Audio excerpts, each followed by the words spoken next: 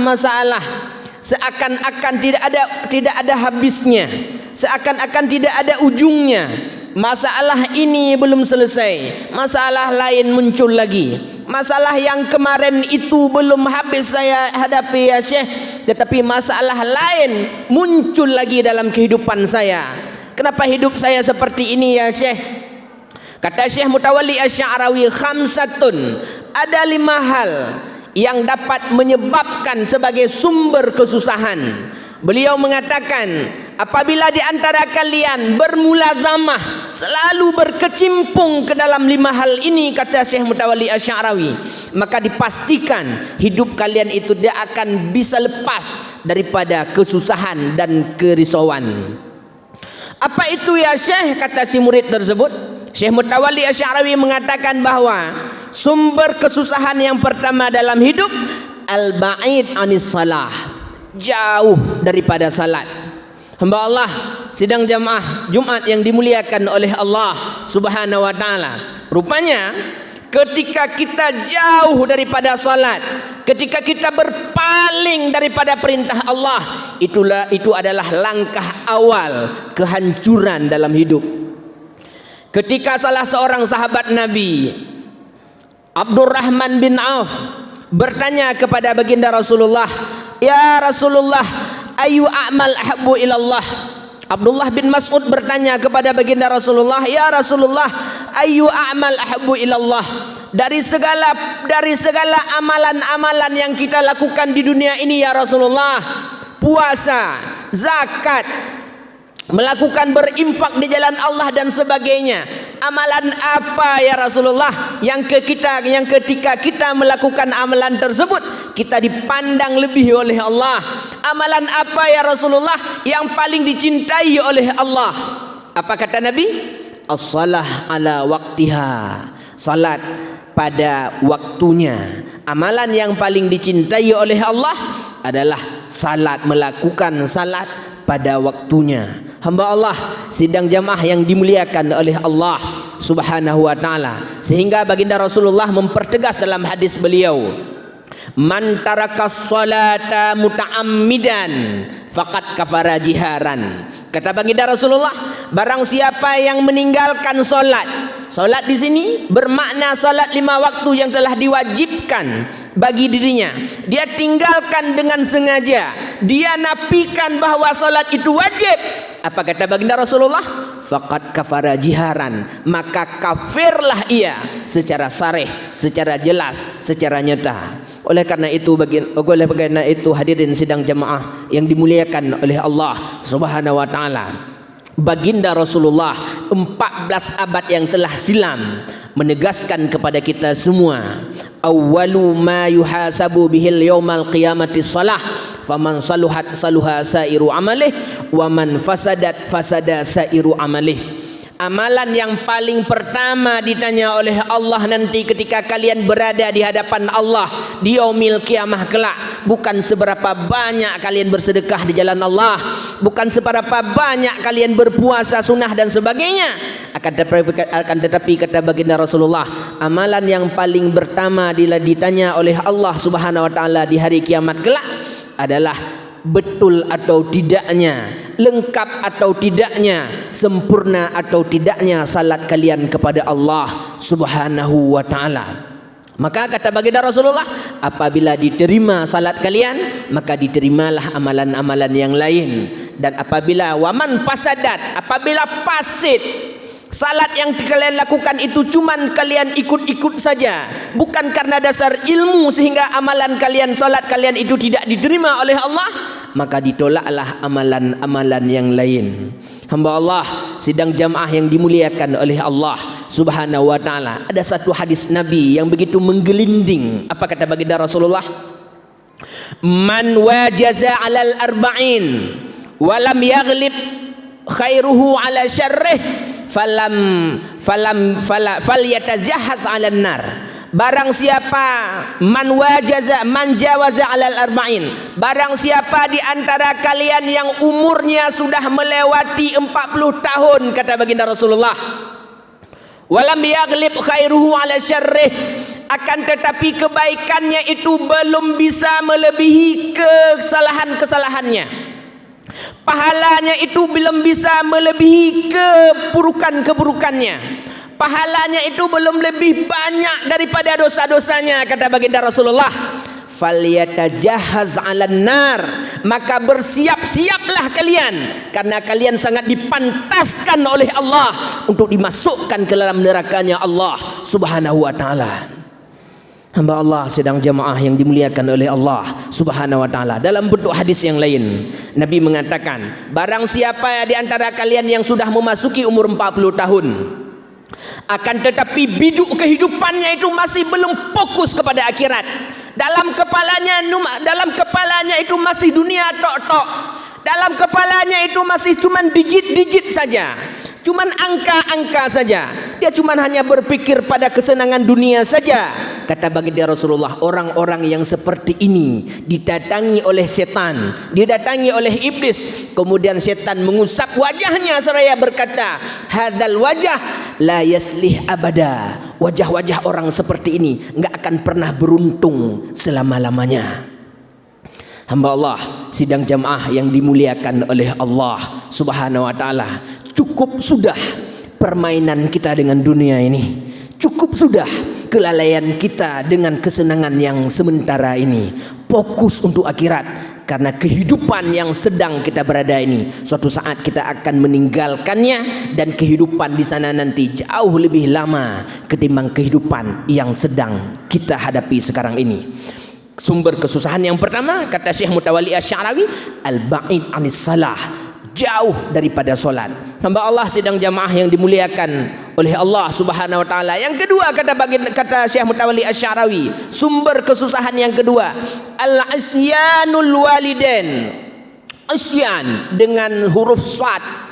Isyan bermakna pembangkangan, seseorang yang durhaka kepada kedua orang tuanya. Ketika kita hidup kita susah, ketika kita hidup kita itu tidak tenang, ketika kita merasa galau, ada apa ini? Padahal duit ada, kerja ada, keluarga ada, semua terkecukupi. Hidup kita penuh dengan berkecukupan dan sebagainya. Seolah-olah tidak ada yang kurang. Tetapi kenapa kita hidup kita tidak tenang? Kenapa kita hidup kita tidak bahagia? Keluarga kita cekcok dan sebagainya. Mungkin bisa jadi ada kata-kata kita yang membuat hati kedua orang tua kita itu terluka. Mungkin ada sikap-sikap kita yang menjadikan hati kedua orang tua kita itu tidak ridha dengan kehadiran kita. Sehingga apa kata Nabi? Ridallah biridharil walidin wa sukhtahu sukhtul walidin.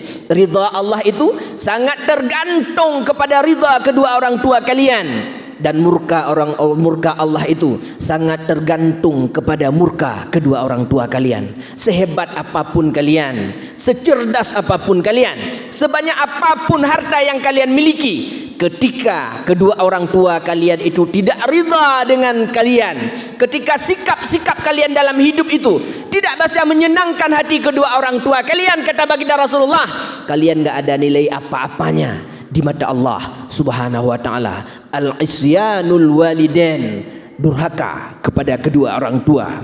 Hamba Allah sidang jamaah Jumat yang dimuliakan oleh Allah Subhanahu wa taala. Faktor yang ketiga, sumber kesusahan dalam hidup, kata Syekh Mutawalli Asy-Sya'rawi, al-ba'id 'anil Qur'an, seseorang yang jauh daripada Al-Qur'an. Umur sudah 40 lebih, tapi ada hari-hari yang dilewati tidak baca Al-Quran, seolah-olah baca Quran itu biasa-biasa saja. Ada orang-orang tertentu yang cuman hanya membaca Al-Quran ketika di bulan Ramadan saja, dan bahkan ada orang-orang tertentu di bulan Ramadan pun dia tidak kenal dengan Al-Quran. Al-Quran cuma dijadikan sebagai pajangan-pajangan dinding. Al-Quran cuma dijadikan sebagai oleh-oleh dan sebagainya. Bukan, dia tidak pernah membacanya. Orang-orang yang jauh daripada Al-Quran, kata Syekh Mutawalli Asy-Sya'rawi, merupakan sumber daripada kesusahan. Oleh karena itu, Al-Imam Syafi'i radhiyallahu anhu mengatakan bahwa an-nadhru ilal Ka'bah ibadah. Seseorang yang naik haji sekarang itu, saudara-saudara kita yang melakukan ibadah haji, saudara-saudara kita yang melakukan ibadah umrah dan sebagainya, mereka-mereka yang diberikan kesempatan oleh Allah untuk bisa bertandang ke Mekah sana, memperhatikan Ka'bah itu, kata Imam Syafi'i, ibadah. Nadhuru ilal Ka'bah ibadah. An-nadhuru ilal wajhil walidain, memperhatikan wajah ulama itu juga ibadah, kata Imam Syafi'i. An-nadhuru ilal wajhil ulama, memperhatikan wajah ulama, ibadah, kata Imam Syafi'i. Itu juga ibadah. Yang keempat, kata beliau, an-nadhuru ilal Qur'an ibadah, memperhatikan Al-Qur'an. Kebetulan misalnya kita tidak bisa membaca Al-Quran, memperhatikannya saja itu juga merupakan nilai ibadah. Konon lagi bagi kita-kita yang sanggup membacanya, jangan pernah tinggalkan Al-Quran sehari pun, walaupun kita hanya membaca satu ayat saja, walaupun kita hanya membaca satu surat pendek saja dan sebagainya. Karena orang-orang yang jauh daripada Al-Quran, kata Syekh Mutawalli Asy-Sya'rawi, akan menjadikan petaka dalam hidupnya. Dia sama dengan mengundang kesusahan untuk hadir dalam kehidupannya. Hamba Allah sidang jamaah yang dimuliakan oleh Allah Subhanahu wa taala. Warabi' yang keempat, kata Syekh Mutawalli Asy-Sya'rawi, al-musahabatu jalsa usu. Sumber kesusahan adalah orang-orang yang sering-sering berteman dan duduk dengan orang-orang yang buruk akhlaknya. Sangat banyak berkawan dengan orang-orang yang zalim, banyak berteman dengan orang-orang yang dimurkai oleh Allah Subhanahu wa taala. Sehingga dalam konsep agama, dalam bahasa agama, orang-orang yang berburuk akhlaknya tersebut disuruh kita untuk menjauhinya. Tapi bukankah itu memutuskan silaturahim, Ustaz? Memutuskan silaturahim itu terletak pada orang-orang yang diridai oleh Allah Subhanahu wa taala. Kalau ada kawan-kawan kita yang tidak baik akhlaknya dan sebagainya, agama menganjurkan kepada kita untuk menjauhinya. Kenapa? Karena 85% kehidupan kita itu, kelakuan kita itu dipengaruhi oleh orang-orang yang terdekat dengan kita. Yang terakhir, kata Syekh Mutawalli Asy-Sya'rawi, penyebab kesusahan dalam hidup adamur ridha bil qadri, tidak ridha dengan takdir yang telah ditentukan oleh Allah Subhanahu wa taala.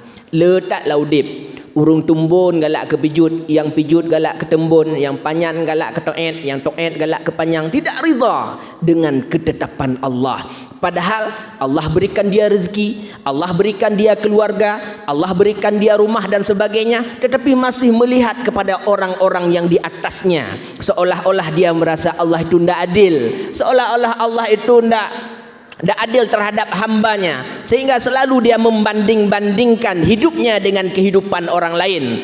Sehingga dan bahkan ketika sikap ini terus dipertahankan, akan menjadikan seseorang tersebut menghalalkan segala cara sehingga seimbang dan bahkan bisa melampaui kehidupan orang-orang lain. Sehingga dalam agama, kata Syekh Mutawalli Asy-Sya'rawi, orang-orang yang tidak ridha dengan apapun yang telah ditakdirkan oleh Allah untuk dirinya, dia enggak akan pernah bahagia untuk selama-lamanya. Oleh karena itu, hadirin sidang jamaah Jumat yang dimuliakan oleh Allah Subhanahu wa taala, melalui momentum khutbah singkat kita kali ini, mari sama-sama kita mengintrospeksi diri kita. Sejauh mana kedekatan kita dengan Allah Subhanahu wa taala? Kita buka kembali lembaran-lembaran Al-Quran itu, walaupun satu ayat per hari, itu akan mendatangkan ketentraman dalam kehidupan kita. Walaupun hanya satu ayat per hari, itu akan mendatangkan kebahagiaan dalam keluarga kita. Jangan pernah jauhi salat itu, karena di salat itulah Allah akan memandang kalian dengan rahmatnya. Mudah-mudahan khutbah singkat kali ini menjadikan kita sebagai hamba-hamba yang selalu taat kepada Allah Subhanahu wa taala. Alhamdulillah. Alhamdulillahilladzi nahmaduhu wa nasta'inuhu wa nastaghfiruh wa na'udzu billahi min shururi anfusina wa min sayyiati a'malina. May yahdihillahu fala mudilla lahu ومن يضلل فلا هادي له أشهد أن لا إله إلا الله وأشهد أن سيدنا محمدا عبده ورسوله لا نبي بعده اللهم صل على سيدنا محمد وعلى آله وأصحابه أجمعين أيها الناس اتقوا الله حق تقاته ولا تموتن إلا وأنتم مسلمون قال الله سبحانه وتعالى في القرآن العظيم وهو أصدق القائلين أعوذ بالله من الشيطان الرجيم بسم الله الرحمن الرحيم إن الله وملائكته يصلون على النبي يا أيها الذين آمنوا صلوا عليه وسلموا تسليما بارك الله لي ولكم في القرآن العظيم ونفعني وإياكم من الآيات وذكر الحكيم وتقبل مني ومنكم تلاوته إنه هو السميع البصير.